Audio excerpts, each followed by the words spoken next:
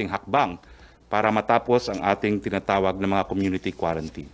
At para sagutin ang mga tanong ng ating mga kasama sa media, kasama ko po ngayon si Secretary Carlito Galvez. Siya po ang National Task Force COVID-19 Chief Implementer, Secretary Delphine Lorenzana ng Department of National Defense, Secretary Eduardo Año ng Department of Interior and Local Government, at Secretary Francisco Duque ng Department of Health. Ano ba ho ang ating overall na plano laban sa COVID-19? Makikita niyo po yung sinasabi natin unti-unti. Nagsimula tayo sa ECQ, gagawin nating modified ECQ, papunta sa GCQ, at susunod po ang modified GCQ bago po tayo magkaroon ng new normal.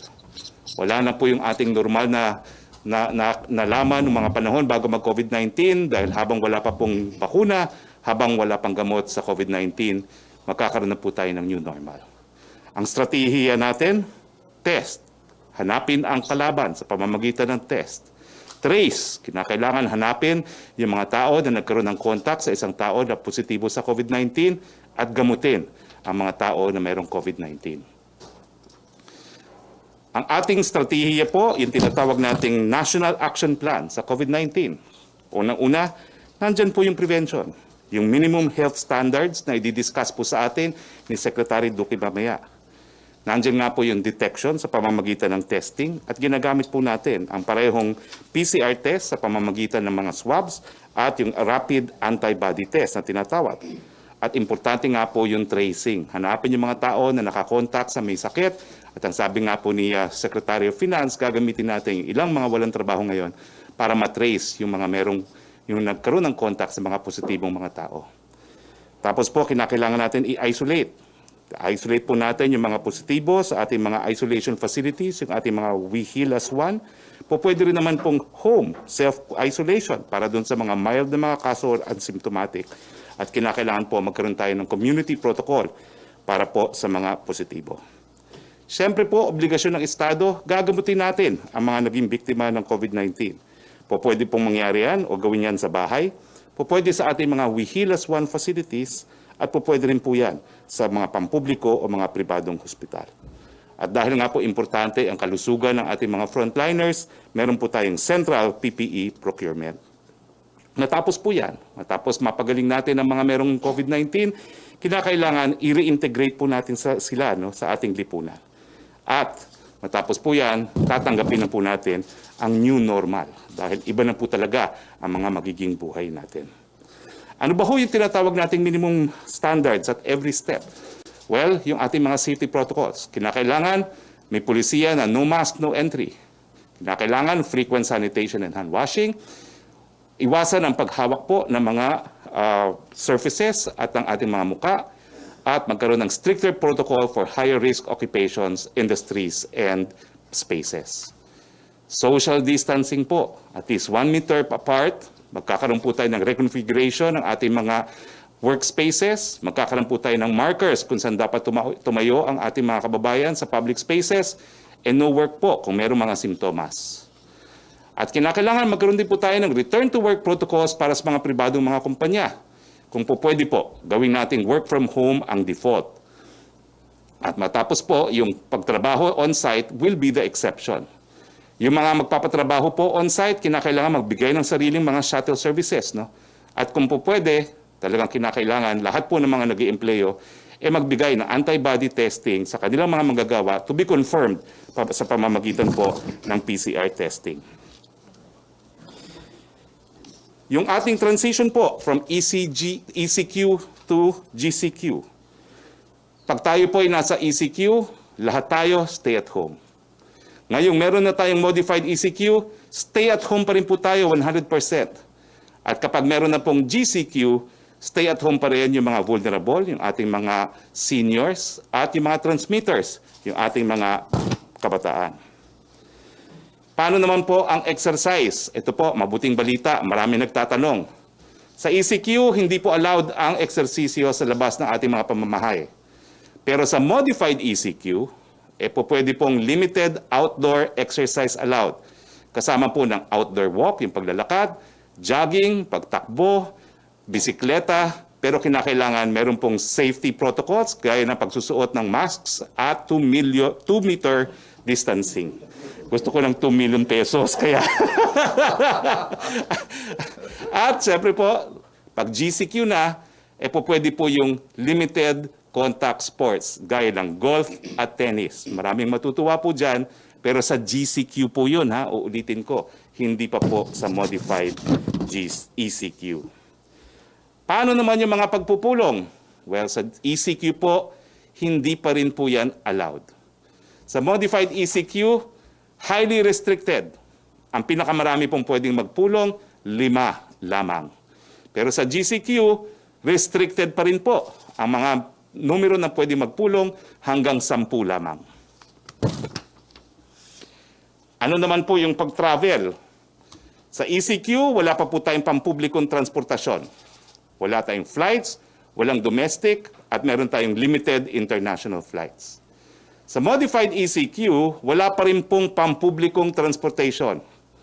Wala pa rin po tayong domestic flights at limited pa rin ang ating international flights. Kontrolado pa rin po ang mga papasok na travel. Ito po ay limitado sa ating mga OFWs at mga returning Filipinos. Bagamat po pwede pong mag-biking and non-motorized transport na ini-encourage natin. Wala pa pong inter-island travel. Sa GCQ, magkakaroon na po ng public transport pero meron pong strict safe distancing at magkakaroon na po ng inter-island travel from GCQ to GCQ provided there will be safety protocols. Mga eskwelahan, sa ECQ po, sarado. Sa modified ECQ, sarado pa rin. Sa GCQ, skeletal workforce po to process yung mga requirements para sa mga estudyante at saka para po magprepara sa graduation at magprepara sa susunod na semestre. Ang mga tao pong nagtatrabaho sa gobyerno, ito po, maraming tanong din. Sa ECQ, skeletal on-site and others po, work from home. Meron na pong guidelines na in-issue ang ating Civil Service Commission dyan. Sa modified ECQ, pareho pa rin po.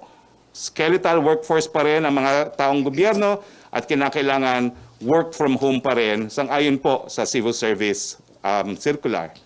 Sa GCQ, well, magkakaroon po tayo ng alternative work arrangements. Kinakailangan nga siguro masunod yung 40 hours of work pero may mga possibility na magkakaroon po tayo ng 4-day work week. Now, ano ho ba yung mga different phases as we move from ECQ to modified ECQ at GCQ? Well, sa populasyon po, sa ECQ, lahat ng tao nasa bahay. Sa modified ECQ, lahat ng tao pa rin po ay nasa bahay. Sa GCQ, yung mga vulnerable, yung mga seniors, at ang mga transmitters, ang kabataan, sa bahay pa rin po. Tapos, sa public transportation, well, ito po, sa ECQ, wala pong public transportation, maliban lamang sa mga shuttles para sa frontliners. Sa modified ECQ, wala pa rin pong public transportation, pero pwede po na mag-deploy ng mga shuttle buses, yung mga industriya na ina-allow na magtrabaho, at saka subject din po sa exceptions na ibibigay ng DILG tungkol dito. Ang mga public shuttle po dapat ibigay ng mga kumpanya. Kung pag maaari po ng kumpanya, wala na kinakailangan na permit sa LTFRB, pero kung sila po uupa ng shuttle, kinakailangan kumuha ng permit sa LTFRB. Sa GCQ po pwede na yung mga tren, pwede na mga bus, mga jeepney, taxi, TNVS, tricycle, at public shuttle. Pero limited po ito.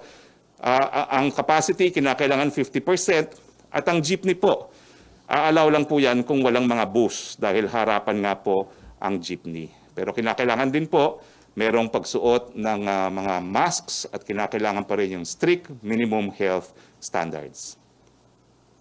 Sa transportasyon pa rin, sa ECQ, company shuttle nga po, sinabi ko na yan.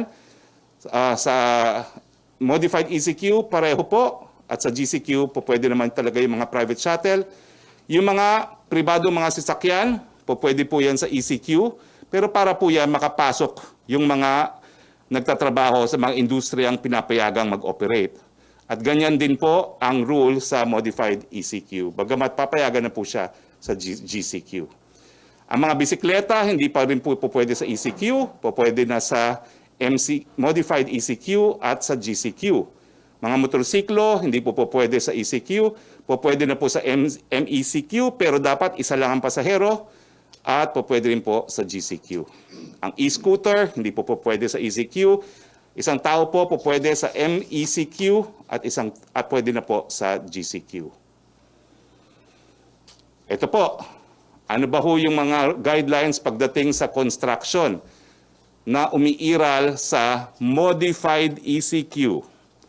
Nung Sabado po, inanunsyo natin na sa ECQ, pwede na yung mga importanteng infrastructure project na related sa COVID, na mga proyekto na tinatawag nating climate mitigating projects, gaya ng mga flood control, at yung mga build projects, no? At kasama na po yung mga PPP projects, so yung mga public-private partnerships.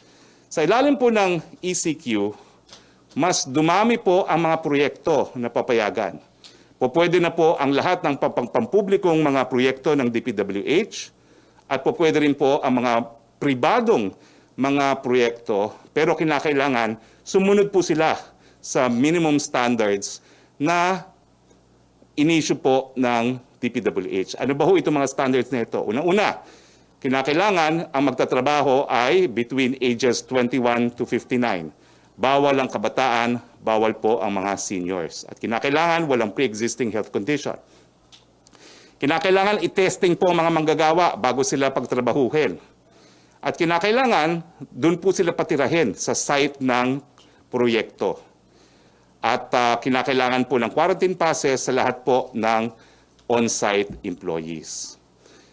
Habang sila naman ay nagtatrabaho, kinakailangan magkaroon ng 1 meter safe distancing ang ating mga nagtatrabaho.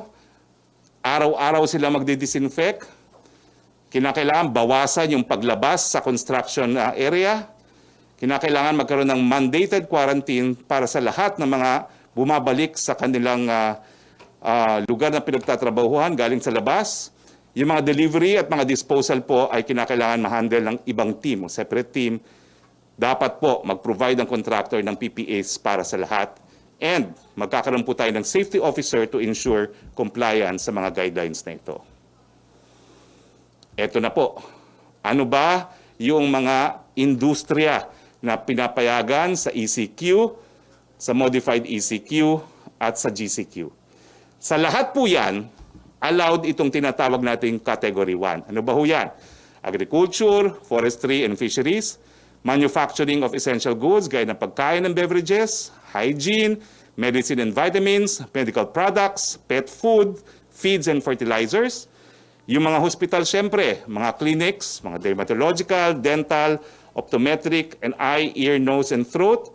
Yung essential retail, mga groceries, markets and drugstores, laundry shops, food preparation and water refilling, take-out and delivery only, logistics service providers, cargo handling, warehousing, tracking, and shipping line, and delivery services. Lahat po yan allowed kahit ECQ, modified ECQ, or GCQ, Category 1. Kasama rin po sa Category 1, yung utilities, power, energy, water, telecoms, aircon, water collection, supply, waste management, sewerage, except po yung septic tank emptying, but including pest control, garbage collection, repair and installation of machinery and equipment, telecommunication companies, energy companies, gasoline stations, construction workers accredited by the DPWH to work on facilities for healthcare and for risk reduction, manufacturing companies and suppliers of products necessary for construction, and media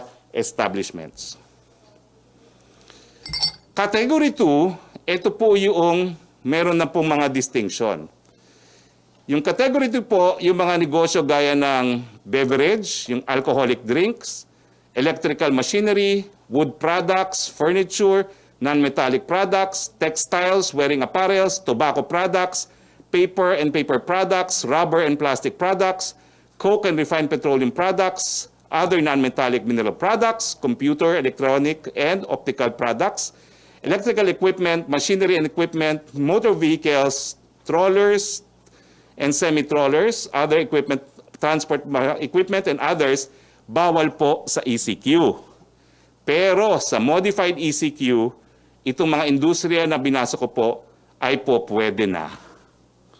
At siyempre po, dahil pwede na sila sa modified ECQ, pwede rin sila sa GCQ. Yung semento at steel, pwede naman po yan sa ECQ, pero kinakailangan 50% work from home, 50% work on-site. Ngayon po, sa modified ECQ at sa GCQ, pwede na po yan. Yung mining and quarrying, pwede po yan sa lahat ng zona. Yung electronic commerce companies, pwede na po yan sa lahat ng quarantine. Yung postal, courier, and delivery service, sa lahat po ng quarantine areas, pwede po yan. Yung export-oriented companies po pwede rin. At yung real estate activities, pwede lang po sa ECQ at modified ECQ ang leasing. Pero ang pagbebenta, pwede na po sa GCQ area. Huwag po kayong mag-alala, ipapaikot po namin itong PowerPoint presentation na ito para meron kayong guide. Sa susunod na category po, category 2 pa rin, yung public and private construction projects that are essential. Well, ngayon po, allowed na po siya dahil na-amendahan na nga yung ating guidelines. So allowed na siya sa ECQ, allowed na po siya sa modified ECQ, pero dapat yung mga small-scale projects ay hindi pa rin allowed. So ito yung mga major projects ang ina-allow lang po at allowed na po siya sa GCQ. Yung repair of computers, personal and household goods, allowed po sa lahat ng quarantine areas. Housing service activities, allowed po sa lahat ng quarantine areas. Yung office administration and other support, hindi po siya allowed sa ECQ, pero ngayon allowed na po siya sa modified ECQ, pero kung po pwede po, 50% on-site, 50% work at home, pero allowed na po siya sa GCQ. Yung special accommodation for healthcare workers, OFWs, workers in permitted sectors and non-OFWs. Ibig sabihin po, yung mga room sa hotel, pwede po siya sa ECQ, sa modified ECQ at GCQ, pero hindi po siya pwedeng magbukas for tourism para lang po sa mga healthcare workers, OFWs at mga manggagawa. Now, yung mga accommodation for guests, well, 50% lang po sila ina-allow, pero meron pong qualification. Allowed lang po yan sa long-term booking for as long as meron silang booking effective May 1 dito lang po sa Luzon. Siyempre naman po, yung funeral and embalming services, allowed po sila, pero wala pong funeral parlors kasi hindi pa rin po allowed ang lamay sa ECQ at sa modified ECQ. Allowed po ang lamay sa GCQ. Ang mga vet clinics, allowed po sila pero 50% sa ECQ and modified ECQ, pwede na sila mag 100% sa GCQ. Ang security and investigative activities, 50% po sa ECQ, 50% din sa modified ECQ, allowed po sila sa GCQ. Category 2 pa rin po yung mga BPOs.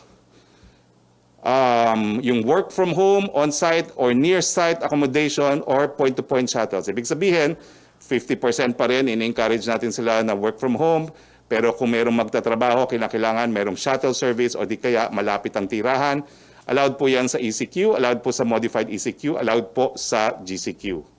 Mga bangko, allowed po sila sa lahat ng quarantine. Yung capital markets po, allowed po sila sa lahat ng quarantine areas.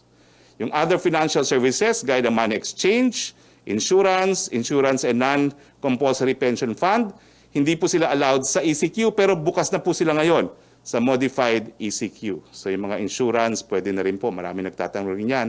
Pero 50% din po. 50% work on-site, 50% work at home. Sa GCQ, pwede na pong 100%.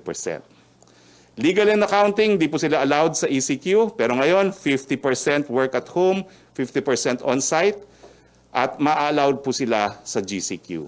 Ang management consultancy activities, gaya ng mga abogado at accountant, hindi po pwede sa ECQ.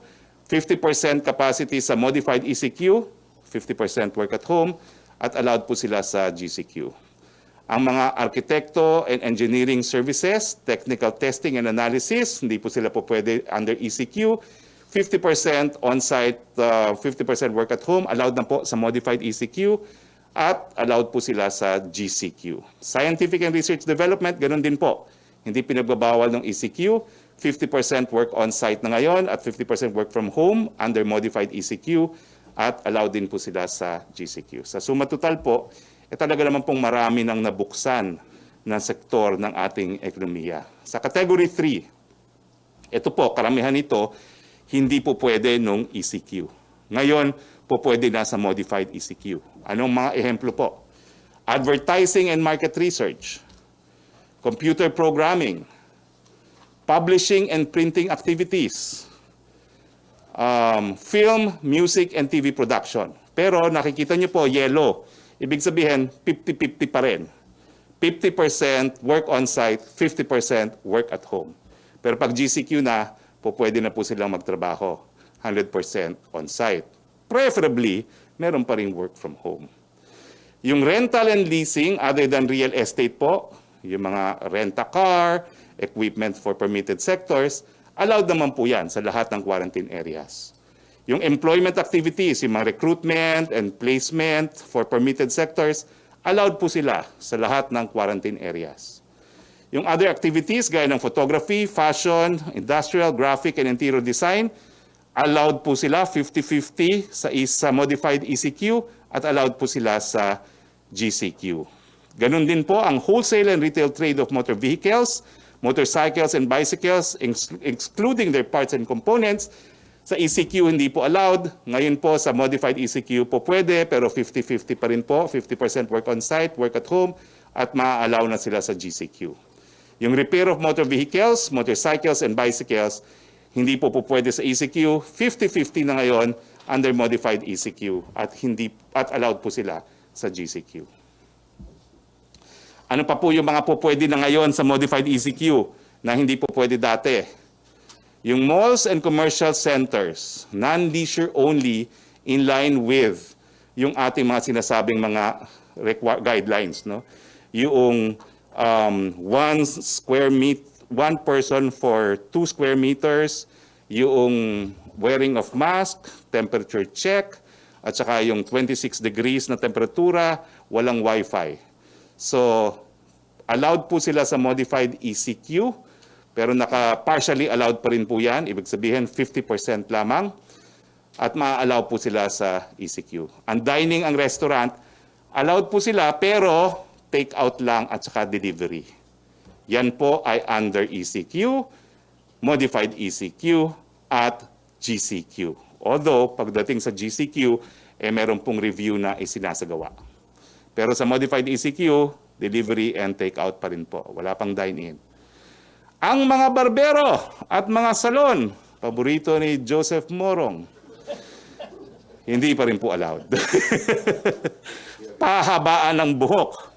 Mabuti na lang bionic hair ako. Anyway, ang mga hardware store, dati hindi po pwede po sa ECQ.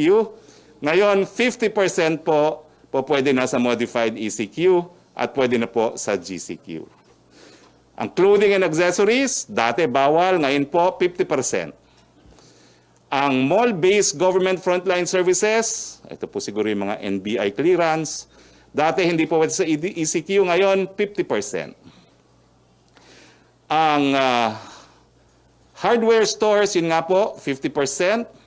Ang bookstores and school and office supply stores po pwede na po 50% sa modified ECQ. Ang baby care supply store, 50% po allowed. Ang pet food and pet care supplies, dati bawal, 50% allowed na po ngayon. Ang flower, jewelry, novelty, antique at perfume shops, 50% allowed po ngayon sa modified ECQ at papayagan na sa GCQ. Ang mga toy stores, ito po ay para lang bumili ng laruan, hindi po pwede yung mga playgrounds and amusement area, no? Hindi pa rin po pwede yun, no? Pero yung mga toy stores mismo, 50% pwede na mag-operate sa modified ECQ at pwede na sila sa GCQ. Category 4, ito pa rin po yung kahit anong quarantine zone, bawal pa rin. Gyms, fitness studios, and sports facilities. Mag-ano na lang po kayo, mag-internet. Ako nagsusumba ako sa internet. Entertainment industries, cinemas, theaters, karaoke, bars, etc. Bawal pa rin po. Kid amusement industries, mga playrooms at rides. Libraries, archives, museums, and cultural centers, bawal pa rin po. Tourist destinations, bawal pa rin po.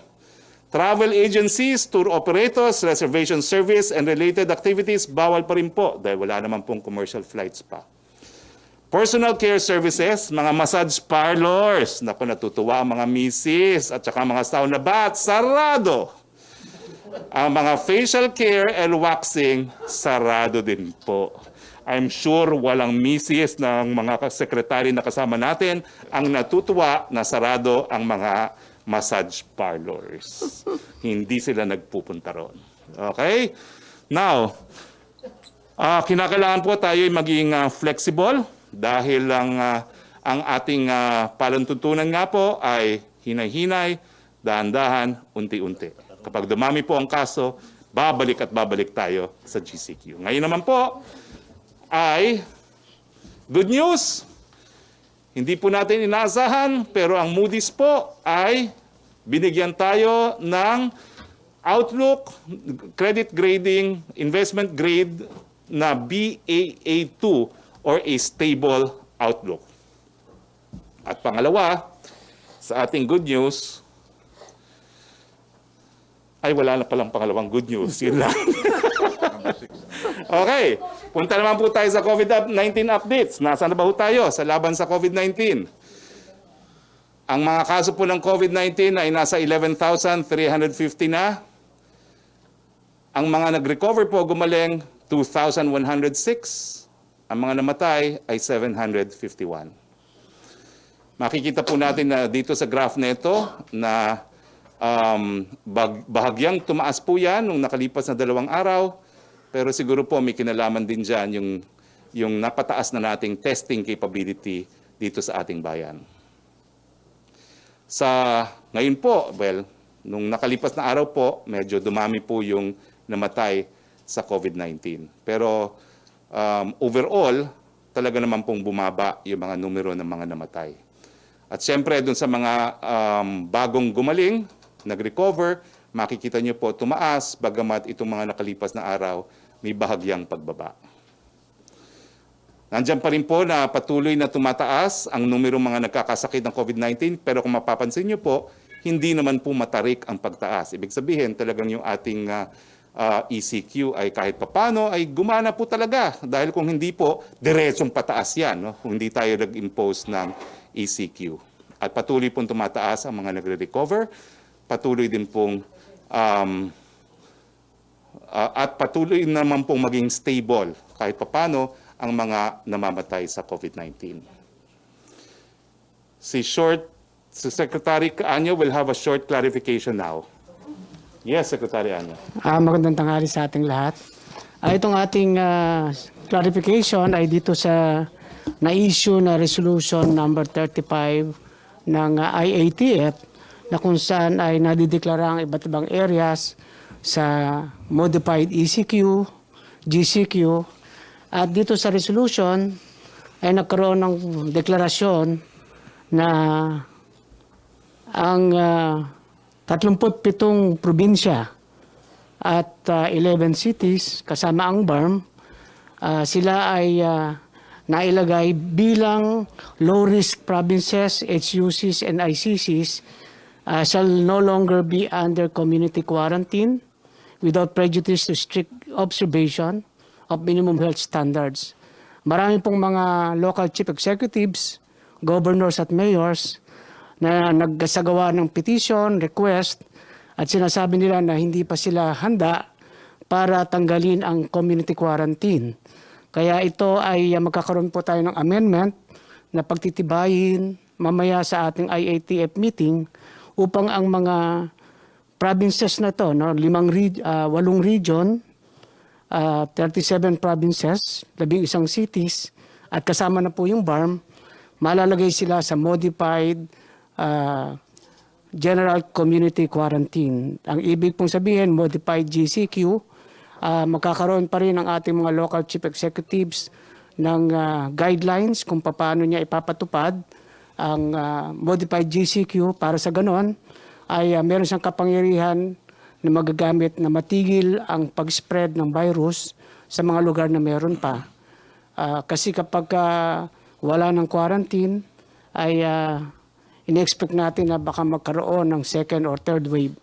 Kaya wala na po tayong area sa buong Pilipinas na hindi under ng community quarantine. Iba-iba lang pong level.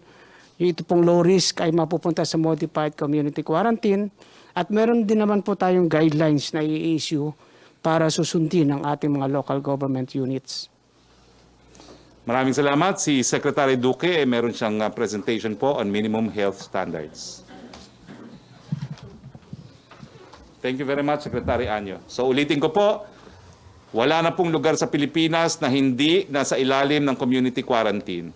Yung nauna pong areas na sinabi natin na wala na pong community quarantine, balik po sila under modified GCQ. No, Ha? GCQ lang. GCQ lang, sabi di Modified. Modified GCQ.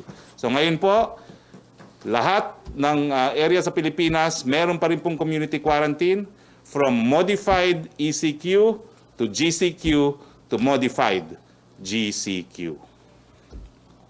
Secretary Duque? Maraming salamat, Secretary Harry Roque at saka ang lahat ng kasama ko po sa Interagency Task Force at sa ngalan po ng Department of Health ay bumabati po ako sa lahat ng isang napaka magandang araw. Una po sa lahat, kasama ng inyong mga lingkod bayan, gusto kong magpasalamat sa inyong lahat, sa inyong pagsasakripisyo sa mga nakaraan 2 buwan.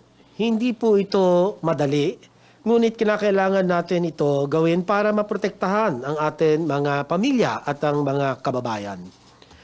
Ang bad news, nakakatakot ang COVID-19. Pero ang good news ay may magagawa tayo. At kaya natin itong talunin o pabagalin ang pagkalat. Iyon ang ginawa natin sa loob ng 8 linggo. Kaya naman sa mga susunod na mga araw, may mga lugar na hindi na mapapabilang sa Enhanced Community Quarantine or ECQ. Pero hindi pa tapos ang laban. Ika nga, kumbaga sa basketball, walang katapusang overtime ito. Hanggang walang bakuna. Parang zombie lang ang kalaban natin. Balik ng balik. Parang comeback player of the current times. Kaya naman, ang second or third wave, gaya na nangyari sa Singapore at South Korea, pwedeng mangyari sa atin ulit, kung saan lahat tayo ay aligaga at walang humpay ang pag-aalala. Ayaw natin itong mangyari. At para maiwasan ito, o ma-ensure na hindi ito ganun kagrabe, isipin ninyo na lang parang sa basketball, hindi natin dapat hayaan maka-score ang COVID-19. Bantay sarado tayo. At lahat may maiaambag dito. Bawat pamilya, bawat barangay, kayo ang all-star defense team. Bilang all-star team, 2 rule book ang atin sinusundan. Una, ang minimum public health standards at pangalawa, minimum health capacity standards. Ayan po, nakikita po ninyo sa ating screen. Base sa ating national targets na nailathala po natin sa ating Administrative Order number 2020-0016, ang minimum health system capacity standards for COVID-19 preparedness and response strategies. Ito ang siyang magiging gabay ng ating mga sektoral at lokal na pamahalaan sa kanilang pagpapaplano. 30,000 RT-PCR tests ang kailangan gawin kada araw. 5 to 6 million sets ng PPE ang kailangan natin kada buwan. At para naman sa atin ICU capacity, 6,000 na bilang ng ICUs at 6,000 na piraso ng mechanical ventilators ang kailangan natin na paglaanan ng investments. Ang bawat rehiyon naman ay kailangan paghandaan ang mga sumusunod. At least isang biosafety laboratory level 2 na may kapasidad na mag-RT-PCR test. At least isang dedicated referral na ospital, pasilidad, floor or wing na para lamang sa mga may malubha o kritikal na sakit. At least isang ICU at MedVet kada 25,000 na tao ang dapat na isaalang-alang para sa mga may malubha o kritikal na sakit.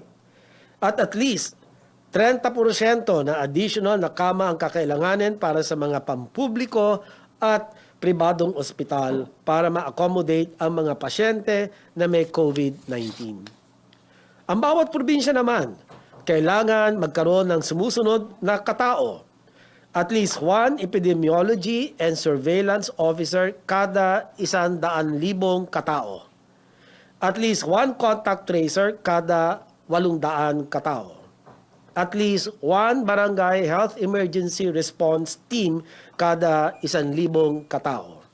At least 10 o 10 trained staff para sa testing. Kinakailangan naman ng mga sumusunod na infrastruktura para sa mga probinsya. Una, at least isang temporary treatment and monitoring facility kada 2,500 na tao. At least isang ambulansya or medical transport. At least isang dedicated na transport para sa specimen at least isang dedicated na funeraria o crematorium. Kung gagamitin natin ito para sa probinsyang Nueva Vizcaya, halimbawa lamang, na may projected population na higit sa 480,000 para sa taon 2020. Ito ay nangangahulugan, ang actual target nila ay 5 epidemiology officers, 602 contact tracers, 482 barangay health emergency response teams, at minimum na 10 tao trained testing staff. Para naman sa facilities, ang target ay magkaroon ng 193 isolation beds para sa mga temporary treatment and monitoring facilities, at least isang ambulansya para sa mga pasyente, isang transport na dedicated para sa mga specimen, at isang designated funeral home or crematorium para sa suspected or confirmed COVID patients. Itong mga ito ay minimum targets na magsisilbing gabay para sa atin mga LGUs. Samantala, para sa public health standards, ang bawat pamilya ay dapat nagagawa ang mga sumusunod. Palagiang paghugas ng kamay, pagsuot ng mask paglalabas, physical distancing. Samantalang atin mga establishmento at otoridad dapat nagagawa ang mga sumusunod. Palaging nagdi-disinfect, limitasyon sa pagtitipon, temperature screening, symptom screening o hindi na pinapapasok ang empleyadong may sintomas. Ito ay mga safeguards na kailangan natin gawin para maiwasan ang pagkakaroon ng virus, mapigilan ang pagkakalat at masiguradong handa ang mga katauhan at infrastruktura para talunin natin ang COVID-19. Sa lahat ng mga nasabi ko, 2 bagay ang gusto kong maalala ninyong lahat. Una, mabilisang mass tracing na may sapat na contact tracers and kailangan para hindi makalusot ang COVID at agaran ma-isolate. Ano ba ang sapat? Contact tracer per 800 katao. So, isang halimbawa muli, ang syudad ay may populasyon na 40,000, kailangan nila ng 500 contact tracers na immobilize. Pangalawa, dapat ma-inspire tayo sa ginawa ng mga lungsod ng Baguio at Cebu sa kanilang contact tracing. Ang kombinasyon ng paghuhugas ng kamay at pagsuot ng mask at physical distancing ay ang bitamina natin ngayon laban sa COVID-19. Maraming salamat po. Para po sa karagdagan impormasyon patungkol sa contact tracing, panoorin ang video sa Facebook page ng DOH. Okay. Questions. Unang-una, Tricia Tirada, 1 question, 2 follow-ups. Strictly, please. Go. Sir, good afternoon po. Sir, my first question is for the workforce. Since nag-open po yung maraming industries, we're expecting movement. Paano po yung magiging dynamics ngayon, sir? For example, kailangan na ba, ano yung mga kailangan dala ng mga tao? Do they need to bring their IDs? May mga checkpoints pa po bang dadaanan? And yun dun po sa transportation, since limited pa rin, paano yung mga walang access to their own private vehicles, for example, yung mga workers. Kasi po ngayon sa mga groceries nangyayari, we're hearing stories from employees na naglalakad po sila just to get to work. And yung OFWs po ba, allowed po ba sila na mag-process ng mga papeles nila ngayon sa POEA? Secretary Anyo, DFG. Yes. Kapag ang pinag-uusapan natin ay ang area ng modified ECQ, makikita natin na kukunti lang naman yung difference sa ECQ. At dito, ang mga workers dapat ay isa-shuttle ng kanilang mga kumpanya. Doon sa GCQ ay magkakaroon na tayo ng pagbubukas ng ibang mass transportation. Kailangan dala nila yung kanilang ID, certification of employment, para sila ay hindi na maabala sa checkpoint. Sec Galvez, yung tanong po sa POEA, pwede ba sila mag-process daw ng mga dokumento nila? Palagay ko po, tanongin po natin si Secretary Dole. I believe pwede naman po yun dahil kasi kung sa processing, okay lang po yun. At saka karamihan po sa processing is online and also kung kailangan yung kailang physical presence, limited lang po yung tinatawag nating time. Okay, next question. Second question, sir. Doon naman po sa itong decision po natin about the ECQ and ECQ. Sir, kasi may questions ngayon na ni-raise or problems na ni-raise about the accuracy of the data na meron po yung DOH. Experts say those are alarming errors na yun po yung pinagbabasihan natin ng mga decision natin. Is this decision final? Are you still going to reconsider it considering the errors? And yung testing, sir, problema pa rin po. Yung targets, we're still far behind the targets. And yun nga po, may problema pa rin po tayo sa contact tracing. The system is not yet efficient. Secretary Galvez? Hindi, ako po ang sasagot niyan. Yes. Maraming salamat. Okay. Akin Secretary lang po, Duque. Yes, maraming salamat po, Kalihim Harry Roque. The Department of Health appreciates the concerns raised by the UP COVID-19 pandemic response in its policy note number 6 dated May 8, 2020. Ang DOH po ay gumawa na po ng mga hakbang para po makorek itong mga tinatawag nilang data errors found in the April 24 and 25 data drops, as well as other inconsistencies communicated by private citizens through the COVID tracker at doh.gov.ph.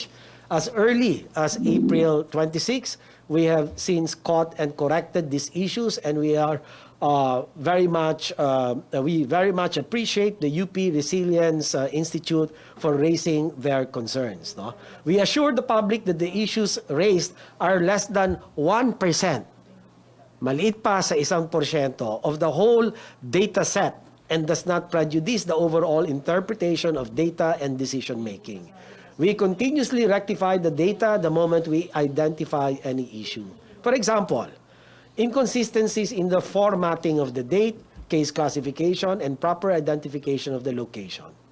Nevertheless, the DOH remains committed to transparency, and we welcome feedback from expert community. Moving forward, for utmost transparency, we will include more details on the specific rows that have changed from the previous day. Building and using high-quality data systems normally takes months of effort, while the crisis has demanded that existing systems be improved and scaled out in real time. DOH is currently rolling out a new digital epidemiological surveillance information system. Tawag po dito COVID-Kaya, that has been developed in collaboration with the World Health Organization country office. This new system automates several data collection processes, which is expected to minimize encoding errors. And panghuli na lang po, ang DOH ay nagpapasalamat sa mga epidemiologists sa WHO, ay epidemiologists of the University of the Philippines, Manila College of Public Health, ang Thinking Machines Data Science for their immense support in data validation and analysis. The daily data drops would not be possible without their guidance and expertise. We are collaborating with a range of institutions, and we welcome other data engineers, data scientists, and specialists willing to contribute to this effort, as this is a matter of national importance. Tama po kayo. We strive to continuously improve our data collection and reporting systems, and we welcome all the feedback we receive from the public. Maraming salamat po. May dadagdag ata si Sir, Secretary last Congress. question. Yes. Tama po tayo na ang impormasyon ay siyang pinaka-basis sa decision-making process natin. At ang nasabi na nga po ni Secretary Secretary Duque na maliit na porsyento lang po ang nakita natin mga discrepancy. Sa amin po, sa pag-implement po namin, ang aming pong data ay binabase sa LGU data at saka sa DOH data. Kung mayroon man discrepancy, ang ginagawa po namin as chief implementer, pumupunta po ako sa baba. Tinitingnan po talaga ang impormasyon. Yun ang tinatawag natin validation. So, I believe hindi po tayo nagkamali na magkaroon po ng shifting dahil kasi po naman yung shifting po naman natin is natawag natin dahan-dahan at saka po hinay-hinay lang po lamang. Ang pagkakaiba lang naman natin na nakikita natin sa transition natin sa ECQ at saka yung MCQ is yung pag-o-open ng ating business kasi hindi po talaga pwede na mayroon tayong extended ECQ ay mamamatay naman po ang ating economy. At nakita po natin na ang COVID ay ito'y matagalang labanan at hanggang wala pong vaccine ay talaga pong kailangan din po natin yung tinatawag natin yung economy natin to sustain it. Ito po ngayon, gumagawa tayo ng konting opening na hinay-hinay, gradual at saka incremental opening for the opening of our economy.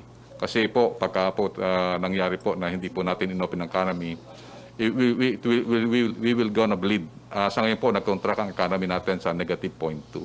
And we cannot sustain this fight kung wala po yung COVID. Yung isang basis din po namin, kaya kami nag-opening, for the past few days, ang ating pong debt ratio ay medyo may kababaan as compared to other countries. At tinitingnan po natin, sa old active cases natin, 8,493, ay mahigit na 88% ang mild. 7,520 lang po ang mild, at saka yung karamihan po, 892 asymptomatic. Ang severe natin at saka critical is only 8%. 52 po ang severe at saka 25. Ito po ang mga basihan po ng data natin. Ibig sabihin, tumaas na po ang healthcare capacity natin dahil marami na po tayong recoveries over death. At the same time, marami na po tayong mga mega facilities. Kanina po, ang PhilInvest, nandun po kami sa Secretary Duque, may additional 108 bed capacity na po tayo. Meron na rin po tayong testing capacity. Ngayon, tumaas po ang testing capacity natin sa 8,000. At ang ating mga private sector ay nagdo-donate pa rin po ng mga PCRs at saka mga automated extraction machines. At the same time, ang ating po mga LGUs ngayon po ay nagiging nakikita natin aggressive. At the same time, talagang nakakapacitate na po natin ang ating LGU. So ito Okay. po yung mga basihan po ng ating po pag-abit. Pagpaumanhin niyo po, no? But I will have to amend what I said earlier. One question, one follow-up lang po dahil lahat po kami attend ng 2 p.m. IATF meeting. Yusek Raki? Okay, Secretary from Pachiu Inquirer, may we know when the Office of the President will release the executive order regarding the guidelines for distribution of the second tranche of the SAP? DSW, they said they cannot start distribution without said EO. Okay, hindi po iyo ang inaantay natin. It's a memo from the OSAP, no? At lalabas naman po yan siguro itong linggong ito para mapagsimula na nga yung second tranche, no? Maricel Halili, TV5. Hi sir, magandang hapon po. Kay Secretary Anyo, sir, may we have your position lamang po about doon sa birthday party? Mga photos ng birthday party ni NCRPO Chief Sinas na kumalat po sa social media because it seems na hindi po nasunod yung social distancing. Okay. Yung insidente na yon ay hindi naman matatawag na birthday party. Ito ay isang manyanita na isang tradisyon sa military at police service na nagsimula pa sa Philippine Military Academy. Na kapag ang commander ay birthday, ang mga key officials niya ay nagbabati ng happy birthday at the dawn or early break of the morning. So ganun na nangyari doon, hindi talaga sa party.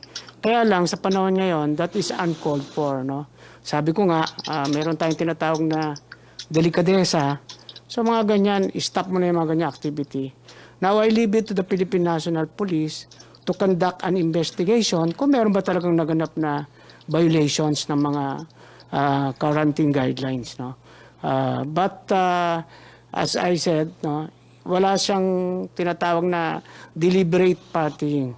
So tinanong natin kung ano lalabas sa investigation ng Philippine National Police. May one But sir, follow-up? will you discourage these things to happen again? And ano po yung possible na liability, not only of NCRPO Chief Sinas, but of course all the other police who attended the event? Yes, actually, I've already directed all bureaus and offices under the ILG, and I hope pati din sa ibang government offices na sa panahon ngayon, uncalled for yung mga ganyang klaseng pagsasalo-salo, gathering, no?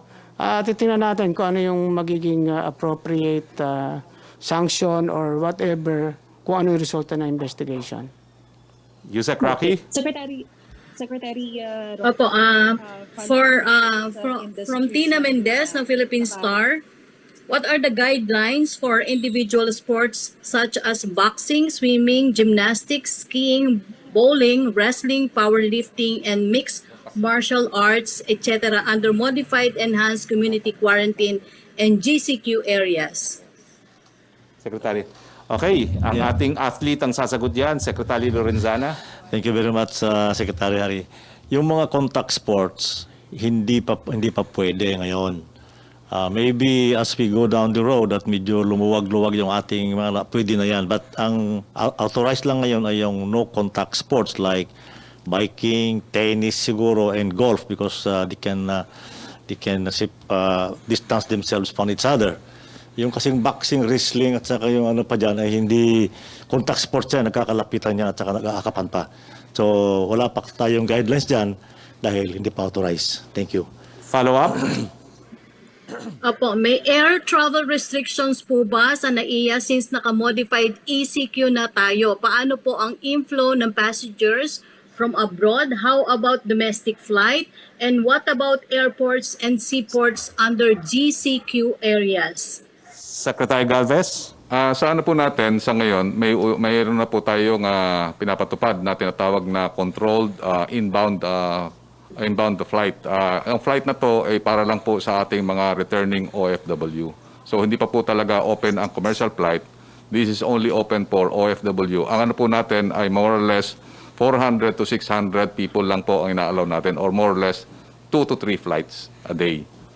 Yung travel naman po sa nasabi na po kanina na yung po between GCQ and GCQ areas, pwede po ang inter-island. Pero po sa ECQ, hindi pa po pwede ang air travel at saka yung sea travel. Pero ang tanong po, pwede na bang air travel from GCQ to GCQ? Nandun po sa ating guidelines po. Pwede na po yung GCQ to GCQ, pwede na po yung tinatawag na inter-island travels. Okay, next question please. Yusek Rocky. Apo, ang tanong ni kay Tina Mendez pa rin, please comment on the proposed US sale of 2 billion helicopters, $2 billion dollars to the Philippines despite the soured relations between the two countries due to the termination of the VFA.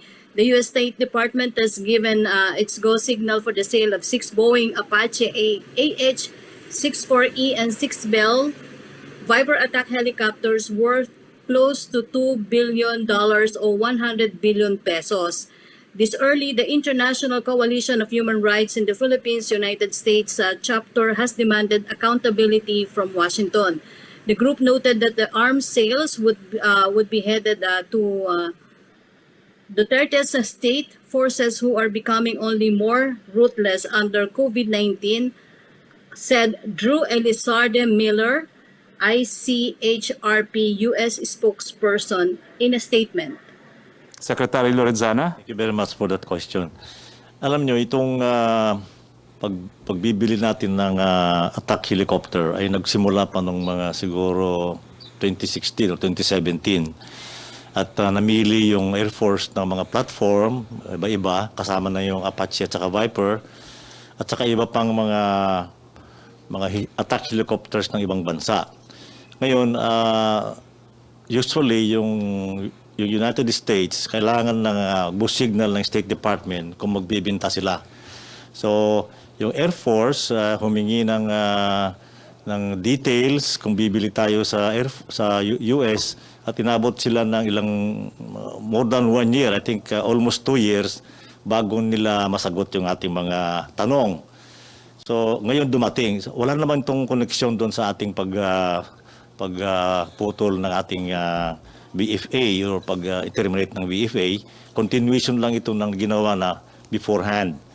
Ngayon, yung pirang I think that's 1.5 billion to 2 billion for 6 helicopters, attack helicopters, ay hindi natin kaya yon. Ang pera lang natin na nakalaan para bumili ng attack helicopter ay 13 billion lang.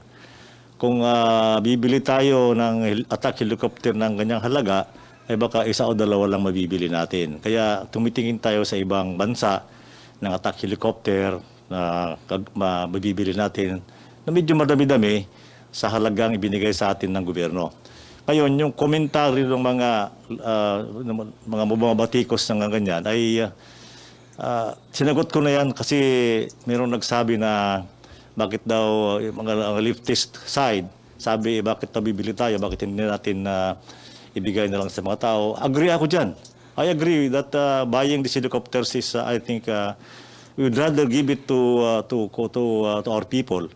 Kaya lang, ang sabi ko, itigil ninyo yung inyong armed struggle. At titigil din namin na pagbili ng ganitong armas. Kasi 50 years na kayong nanggugulo dyan, gusto ninyo mapigilan kami pag-angkat ng mga panglaban sa inyo, pero hindi naman yung ititigil yung inyong ginagawang armed struggle. Salamat po. Yes, si Joyce Balancio, DZMM.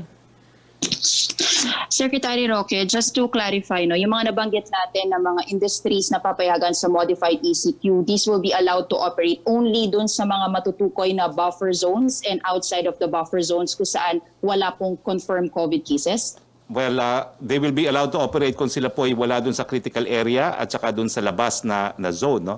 Pero in general, yan po yung mga industries, except kung yung barangay where the factory or the business is located ay nasa critical area, mapapasa ilalim pa rin po sa ECQ yung barangay na yon o yung zona na yon. Okay? Secretary Okay, so- Galvez? Yung yung tinatawag nating mga opening ng business, pag ano po yan, pag-uusapan po ng LGU at saka ng business sector po yan. Yun lang po ang nagbigay tayo ng general guidelines. Kaya po nakita natin, normally yung mga business corridor po na yan ay normally located sa modified GCQ at saka doon po sa nasa buffer zone or yung areas out of buffer zone. Ito mga tinatawag nating mga economic corridors at mga safe area. So ngayon, maganda po nag-uusap ang business at saka po yung LGU para pagtulungan po nila. It will become their motivation. Pagka nag-open up po yung ating tinatawag na critical zone ay malinis po natin, kung nandun po ang economic area, ay pwede pong yun ang magiging motivation po nila. Yes, Okay. ito po, Sir, another question po pinapakita from po namin me. uli yung Yung- different zones, no? Yung critical zone at containment zone. So yung mabubuksan ng negosyo, dapat po nasa buffer zone or outside buffer zone. Dahil kung nasa critical area o sa containment area, hindi pa rin sila mabubuksan. Okay, next question. Apo. Sir, naging recommendation po ni Finance Secretary Sonny Dominguez po kay President Duterte yung pag-hire ng contact tracers among Filipinos na nawalan po ng trabaho this pandemic. So, approve po ba ito ni Pangulong Duterte at meron na tayong naayos na sistema paano tayo mag-hire, qualifications, paano po ba ito? Well, si Secretary Anyo. Yes, gagawin natin yan because it's not just because we modified or we put some ease or relaxation in our community quarantine ay wala ng virus at wala ng COVID. Tumaas lang yung ating health capacities kaya can afford tayo na magbawas ng mga restrictions. But for 2020 and even 2021, we will continue to test, trace, isolate, treat. So kailangan ang pinaka-workforce natin talaga ngayon ay ang ating mga contact tracers. So sa LGU levels, mag-hire tayo. Dito rin sa ating national agencies, meron din tayong i-hire dyan kasi integrated ang effort natin, no? National, regional, provincial, down to the municipalities. But of course, these are all led by our local chief executives sa kanilang mga respective task forces. So we expect that we would hire and then we'll also conduct training, capacitate these contact tracers. This is the only way we can really identify those who can be isolated and tested. May qualifications po tayo, Secretary, para lang po alam ng mga kababayan natin if they will be qualified to apply. Dagdag lang yun sa sinabi ni Secretary Anyo. Ang pangunahing dahilan kung bakit naiminungkahi ni Secretary Sani Dominguez na mag-massive hiring tayo ay para magkaroon ng pera yung mga tao. Kasi nga matagal na nawala ng mga trabaho, kadamihan sa mga mamamayan ay nawala ng trabaho para magkaroon silang pera dahil kung walang pera yung mamamayan ay hindi naman gagalaw yung ekonomiya natin. That is the first and foremost reason. Marami pa nga ibang panukala kung paano natin pang paramihin yung mga pwedeng ma-hire ng government, hindi lang sa contact tracing, kundi sa construction na sector. Thank you. Okay. At ang pinarating po sa akin mensahe ni Secretary Chua, i-empleo naman po itong mga taong to kung hindi po permanent, temporary basis, no? Hanggang bumalik sa normal ang sitwasyon. So, pero meron po tayong sapat na pondo para dyan. Yes, Joyce? One more question, Joyce? Yes, go ahead, Joyce. Apo, Secretary, umaapil po ang bayan muna dun sa naging nilabas natin no, na dagdag na import tariffs on petroleum products. Sabi nila baka daw po mag-cause ito ng spike in food prices. Ano po ang guarantee natin na hindi ito dagdag burden sa ating mga kababayan? Minomonitor po yan ng ating economic team at nung pinataw naman po yan, all-time low ang presyo ng ating gasolina at other oil products. No? So kung talagang mag-spike po yan, ititigil din po yan. That was very clear from the imposition. It's a temporary excise tax. So kung talagang tataas, babawiin din po yan. Si Yusek Rocky, please. From Secretary from Belia Carriazo of Bandera, can we have balanced reactions sa study po ng endcoronavirus.org saying Philippines ranks as one of the worst performing ASEAN countries in combating COVID-19 alongside with Singapore and Indonesia? Well, isa lang po yan siguro sa mga naglalabas ng ratings pero yung naunang lumabas po ay isang Tuluna study, Black Box of Singapore na nagpapakita na pang-anim daw tayo sa pinakamagaling na magresponde sa buong daigdig dito sa COVID-19. So mas naniniwala po ako dito sa Singaporean study nito dahil hindi ko po alam kung saan itong endcoronavirus.org nito. Next question, please. UP experts have questioned the accuracy and integrity of DOH data of COVID cases. UP experts said data being provided by DOH have significant implications on the reliability of scientific analysis on COVID-19. Yusek already answered, less than 1% ang didispute nila and the Department of Health welcomes contributions from all sectors. Now, next question, please. Si Joseph Morong by Skype. Hi, sir. Good afternoon po. Good afternoon, secretaries. Can I go to Secretary Duque, please? Yes, please. All right.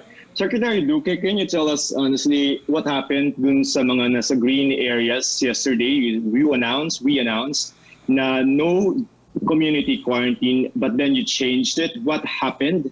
And can you describe to us the situation there? Ano ba dapat ang magiging itsura noong mga green areas yesterday? What are the activities that are allowed and not allowed? And how different is this modified GCQ from the GCQ that we know? Well, unang-una, na paliwanag kanina ni Secretary Anyo, nagkaroon kasi ng honest mistake doon sa inilabas na resolution na kung saan ako ay nakapirma kasama po si Cabsec Nograles na ang representation sa akin ng isa sa mga staff ko sa Secretariat ng IATF na walang babanggitin munang mga lugar. At ang aking pong paniwala ay nung pumayag akong gamitin yung TRO.dot signature ko, ay ang pag-uusapan lamang doon sa resolution ay yung konsepto nung atin modified ECQ from ECQ to modified ECQ and then GCQ to modified GCQ. So nagkaroon po ng honest mistake at kasama ko nga po yung staff na yon para kung kinakailangan magpaliwanag, handa naman po siya magpaliwanag. Sir, yun lang kanina sa question, no? How different is that? This is my first question, Secretary Roque. How different is that from how different yung modified GCQ sa GCQ? Well, siguro we can reserve that for tomorrow, no? Kasi as you can imagine, parang presentation ko yan sa modified ECQ red, no? But we'll attend to that tomorrow in more detail. But Secretary Lorenzana wants to contribute Dagdag ko lang doon sa sinabi ni Secretary Doke. Nung lumabas yung resolution na yun at nag-viral, maraming mga naepektuhan na wala lang quarantine ng mga areas, probinsya, na nagsabi sa akin kung pwede, hindi mo na sila aalis. That's one of the factors. Everybody, I think almost everybody do not want to get out yet hanggang hindi sigurado na wala ng COVID sa kanilang area. And I think that is a very reliable gauge kung ano yung nangyayari sa mga lugar na yan. Thank you. Well, Joseph, let me just add, no? Yes. Dahil we're still on community quarantine, wala pa ring large gatherings, including religious gatherings, at wala pa rin po pwedeng yung industriya under the negative list na mag-operate. Secretary Anyo will also add. Since yesterday, there are many mayors and governors texting me and calling me regarding their concern. Kasi sila ang responsible dyan at very abrupt kung tatanggalin mo kagad yung quarantine. So from GCQ to modified GCQ ay marami silang measures na pwedeng implement and at the same time, makakapagluwag na rin sila ng konti.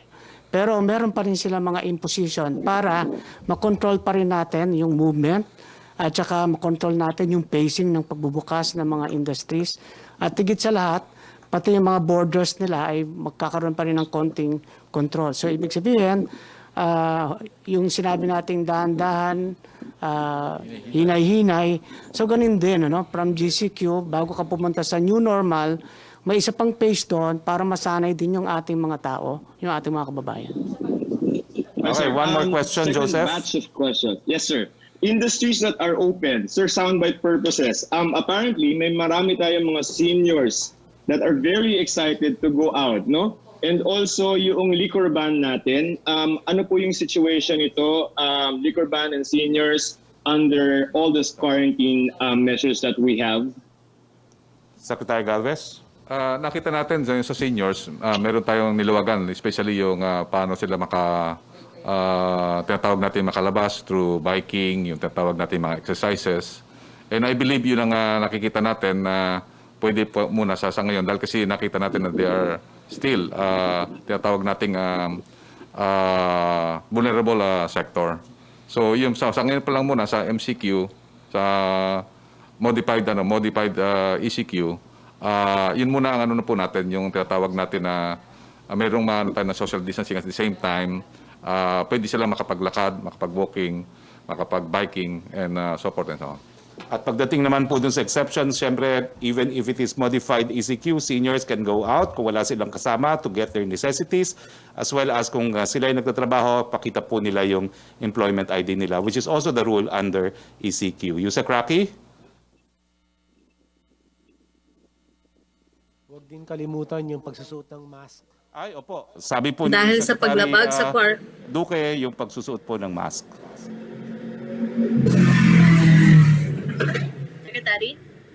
Question Go po ahead. from question from Rose Novinario. Ang tanong niya, inaresto ng pulisya ang libo-libong mamamayan dahil sa paglabag sa quarantine protocols at batay sa ulat ng United Nations Council for Human Rights, ika-4 ang Pilipinas sa mga bansa sa buo na may pinakamataas sa kaso ng COVID-19 related human rights violations. Kasunod daw po ng Nigeria, Kenya at South Africa. Ano daw po ang mayroon kay NCRPO Chief Major General Debold Sinas para hindi arestuhin at ikulong rin dahil sa pagdaraos ng birthday party sa paglabag sa social distancing at mass gatherings? Well, already answered na po yung second question. On the first question, we have a message here from the PNP Chief, Gamboa. He will implement the rule of law. He will go through all the incidents involving alleged human rights violation, and he will punish those who need to be punished. But for now po, we will rely on presumption of regularity in the discharge of their duties. Pero lahat po ng complaints will be addressed by the PNP. By Skype, si Cecil Morelia, please. May I ask si Secretary Duque po? We're still in World War C as the Health Department is saying it. And parating na po yung rainy season, and with it, usually the dengue season. How big a risk will this confluence of two pandemics affect the deadliness of the coming dengue season, as well as will it affect the deadliness of the COVID-19 po, Secretary? Well, the risk from dengue is a permanent one because, as we all know, the climate of the Philippines makes it vulnerable to outbreaks of dengue. But thankfully, the data that we have today show a 30% decline of dengue cases, except for some other areas. But I'll have to get back to you on that precisely to inform you which areas these are.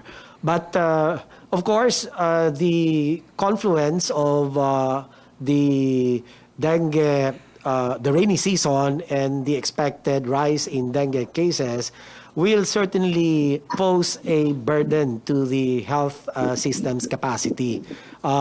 Dahil meron po tayong COVID na inaatupag, ay syempre hindi po natin pwedeng pabayaan naman ang mga non-COVID infectious diseases katulad ng dengue, polio, measles. So binabantayan po ito ng ating mga surveillance officers, at ang mga hakbang naman po ay nakalatag na kung paano po tutugunan kung sakasakaling magkaroon po ng pagtaas ng kaso ng dengue at mga iba pa pong mga infectious diseases. So, hindi po tayo nagpapabaya. Pagdating po sa mga kinakailangan na pagtugon o pagresponde, ay nakahanda po naman ang ating Department of Health, ang ating pong Centers for Health Development, at patuloy ang kanilang pakikipag-ugnayan sa mga pamahalaan lokal, na sila po naman ang direktamenteng may responsibilidad sa pangangasiwa ng kanilang health system's capacity to respond to all sorts of epidemics. Just one follow-up po, Secretary. Are there studies showing that the SARS-CoV-2 interacts with the dengue virus? Does it make either more deadly if the two interact? If they interact in any way? Wala po kaming scientific data to support that hypothesis. But of course, alam natin na kapag meron kang dengue, ay isa sa mga komplikasyon ng dengue ay ang baga din ang tinatamaan. So kung meron din COVID threat, ay talagang magiging critical o magiging malubang-maluba ang kakalabasan ng kanyang clinical course, at kinakailangan talagang tutukan po ito. Kaya ang pinakamaganda po sa lahat ang prevention, ang pag-iiwas po na ito ay makakalat at makaapekto sa ating po mga kababayan. Kaya naman po ang pagpupursige at pagpupunyagi ng inyo pong Department of Health ay walang humpay para nga po talagang maiwasan ang pagkalat ng mga sakit na nabanggit ninyo. Yusek Rocky. From Pia Reñado Propeller, with MECQ only in Metro Manila, Cebu City, and Laguna, how will the IATF involve the local chief executives of these places in its decision making? So far, it seems the mayors only send their recommendations. Will they be invited to join IATF meetings for better and more targeted coordination? Secretary Anyo. Yes, we will have not only a meeting but also consultation and workshop with these local chief executives together with our health experts on how we are going to make the interventions in their specific areas that would be classified as critical zone and containment zone and buffer zones. So we are planning together with Secretary Lorenzana, Secretary Duque, and Secretary Galvez, probably tomorrow or on Friday, we will have this meeting. And from there, we can go to the specifics. Yes, by Skype, Melo Acuña, please. Yes, good afternoon, Secretary Roque. Good afternoon. I hope everyone's okay. For Secretary Duque, allow me to ask Secretary Duque, Governor Cuomo of New York said they found that most of those afflicted with COVID-19 were homebound. How far have you gone in the research in the Philippines to establish the majority of the COVID cases, Mr. Secretary? Well, sa ngayon po, ang inuna nga po natin binabantayan, ito pong mga COVID cases in the closed settings, no? Like jails. Yun din pong kasama natin ng WHO. Nagmamatsyag po tayo doon sa mga orphanages at saka doon din po sa mga home for the aged. So, inaantay ko lang po kung ano ang resulta ng kanilang mga surveillance activities.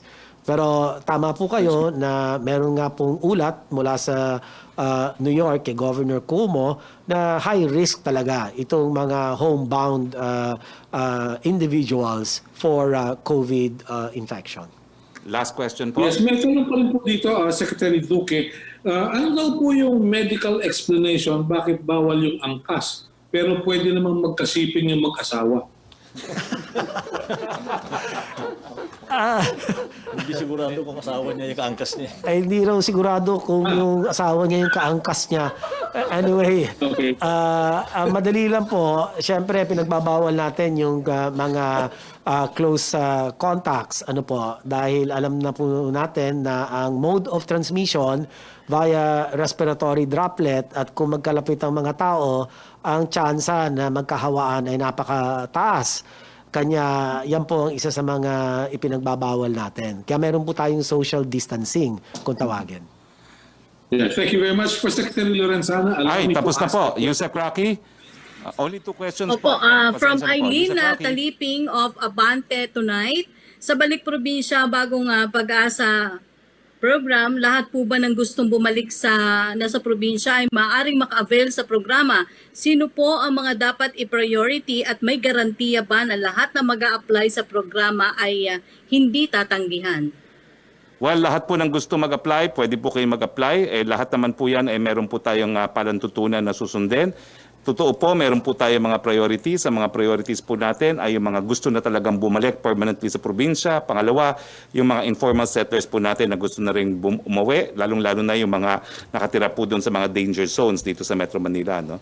At syempre po, yung mga PWDs na nais din umuwi ng probinsya, kasama rin po sila sa mga may prioridad. Wala pong i-deny na application, pero ang assessment po ay gagawin na titignan po talaga kung po pwede talaga silang magkaroon ng bagong buhay doon sa gusto nilang balikan ng probinsya. Isa-isa Next daw question. pong nahuli ng mga isa-isa daw pong nahuli ng mga otoridad ang mga nagbabanta sa buhay ni Pangulong Rodrigo Duterte through social media. Yung teacher humingi na ng sorry sa presidente, patatawarin ba siya ng Pangulong Duterte? At ano po ang pananagutan ng mga nagbabantang ito sa social media? Hindi lamang sa Pangulo, kundi pati daw po kay Vice President Leni Robredo at mga anak ay pinagbabantaan din. Epekto kaya ba daw ito ng mahabang ECQ dahil sa COVID crisis? Well, yan po yung ongoing police investigations. Di na po kami magkokomento dyan. Hayaan na po namin ng mga police na mag-imbestiga. No? Kakasuhan naman po sila kung mayroong legal na basihan. Si Huang Zheng. Yes, ma'am? Si Yellow. Hi, Secretary Roque. Thank you so much for giving this chance. My question is to Secretary Lorenzana, because I know last night there is a donation come from Chinese military to the Philippine government. So I would like to know, is that the first batch of donation from foreign countries' military side to the Philippines. And how's our comments about this donation? Yeah, I was the one who received the donation from Ambassador Wang Xilian last night. And it's a donation of medical supplies, mostly PPEs, from the People's Liberation Army. And it was brought by an People's Liberation Army Air Force to the Philippines. It is about 200,000 yuan, which is equivalent to about 1.4 billion pesos. And we are very thankful to the PLA for this donation. It will go a long way to help our fight against COVID. So this batch of donation will be used to all the frontliners, or will be just specific to the military frontliners? It will be part of the inventory of the OCD, the Office of Civil Defense, which is under the Defense Department. And we support all government hospitals and some private hospitals if they are in need of this equipment, PPEs especially. Yusek Rocky? Thank you. Okay, from Arian Meres ng ABS-CBN News Online for Secretary Roque.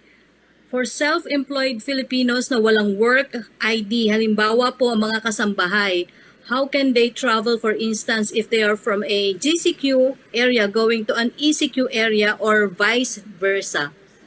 Kung kasambahay po, hindi naman kinakailangan kasi yung interzonal travel po, kinakailangan sa indispensable industry lamang. Pero hindi po kasama dyan ang kasambahay, no? Pero unfortunately, dahil nga po ang pag-travel from GCQ to ECQ is only for industries na allowed, kinakailangan po talaga ng identification card. So sa mga self-employed, pwede naman sila gumawa ng card nila at pakita nila kung ano talaga yung gagawin nila at saang industriya yon, no? Pero indispensable po yan kasi otherwise mababaliwala yung ating quarantine kung lahat ng tao po pwedeng lumipat, no? Next question please. For Secretary Anyo, paano po daw makakaapekto ang bagyo sa summer ngayon sa coronavirus response ng gobyerno? May preparations o plano na po ba ang gobyerno kung paano pagsasabayin ang disaster response tulad sa mga bagyo at sa coronavirus response? Yes, matagal na nating pinaghahandaan yan. Sa mga pagpupulong na ginawa natin sa local government units, meron tayong tinatawag na OPLAN or Operation Listo, na kung saan andito yung ating protocols kung paano haharapin anumang sakuna, lalo na yung bagyo. Every year ay ginagawa naman natin ito. Katulong ang NDRRMC, ang local DRRMC, nakahanda na po tayo dyan. Pati yung ating mga relief goods na ipamimigay pag dumating yung disaster o bagyo. So ang mangyayari lang naman, no? Kasama sa ginagawa natin paglaban sa COVID, nakahanda rin yung ating LGUs. At siyempre kailangan kahit sa ating pag-atubang sa mga ating mga disasters, i-observe pa rin natin yung minimum health standards, physical distancing, wearing of mask, at ano pang mga panuntunan. Yes, next question please. From Angel Ronquillo ng DZXL, kasunod ng sinabi ni Pangulong Duterte na hindi nakakayanin pa ng pamahalaan ng second wave ng COVID-19, ano ang magiging batayan para muling ibalik ang isang lugar sa ECQ, considering na may backlog tayo sa result ng testing? Well, malinaw naman po ang mga batayan dyan. Yung bilis po ng pagdoble ng sakit ng COVID-19, yung kahandaan na magbigay ng critical care at kinikonsiderin din po natin ang ekonomiya.